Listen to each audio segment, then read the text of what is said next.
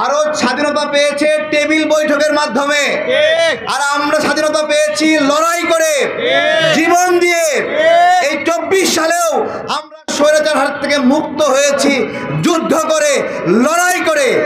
আমাদেরকে এরা যুদ্ধের ভয় দেখায়। আমি বলি গলা নামাও, চোখ ছোট করো। যদি চোখ ছোট না করো, গলা না নামাও, গলা নামানোর আমরা ব্যবস্থা করব। ভারতের আগ্রাসনের বিরুদ্ধে কয়েকটা প্রশ্ন এবং কথা তথ্য দেওয়া দরকার। প্রিয় ভাইয়েরা, আমাদের এই দেশ এই মুহূর্তে কত লক্ষ বেকার? আমাদের শিক্ষিত বেকার, অনার্স পাস করা 28 লক্ষ বেকার, এবং আলাদাভাবে অনার্স পাস করার না এইরকম বেকারের সংখ্যা কত? 4,81,00,000।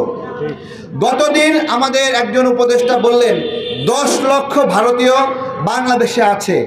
আমার কথা, আপনাদের কাজ কি শুধুমাত্র এই বক্তব্য পর্যন্তই আছে, নাকি এই 10 লক্ষ ভারতীয়কে বের করার আপনারা ব্যবস্থা করবেন?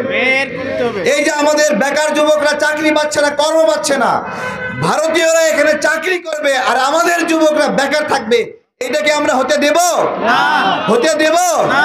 করণীয় কি? প্রত্যেক কারখানায় খোঁজ লাগান, কে কয়টা ভারতীয়কে নিয়োগ দিয়েছে, আমাদেরকে খবর দেন। আমরা বিশেষ টিম গঠন করব এগুলোকে ভারতে পাঠানোর জন্য। কাউকে রাখবো না, একটা একটা করে বের করে দেব।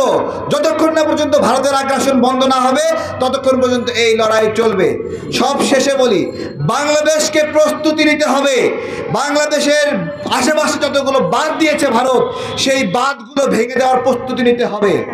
1971-এর মতো প্রস্তুতি নিতে হবে, যেভাবে 71-এ ব্রিজ কালভার্ট ভেঙে দিয়েছিল আমাদের মুক্তিযোদ্ধারা, ওইভাবে আমাদের এই উদ্যোগ নিতে হবে যে আমরা ভারতের তৈরি করা এই ড্যামগুলো আমরা ভেঙে দিব, বোম মেরে উড়ে দিব, অ্যাটম বোম মেরে উড়ে দিতে হবে।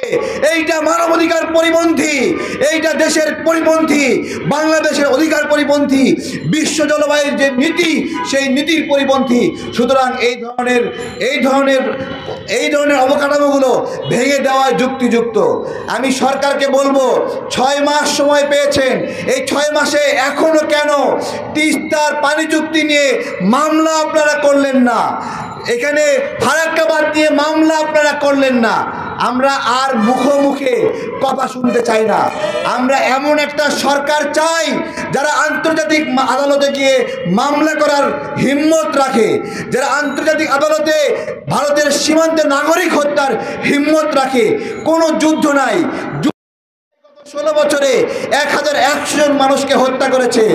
আমরা বিএসএফকে বলতে চাই, বন্ধ না করো, আমরা তোমাদেরকে সেই পরিণতি ভোগ করাবো যেটা তোমরা আমাদেরকে যুদ্ধ ছাড়াই আমাদের নাগরিককে হত্যা করেছো।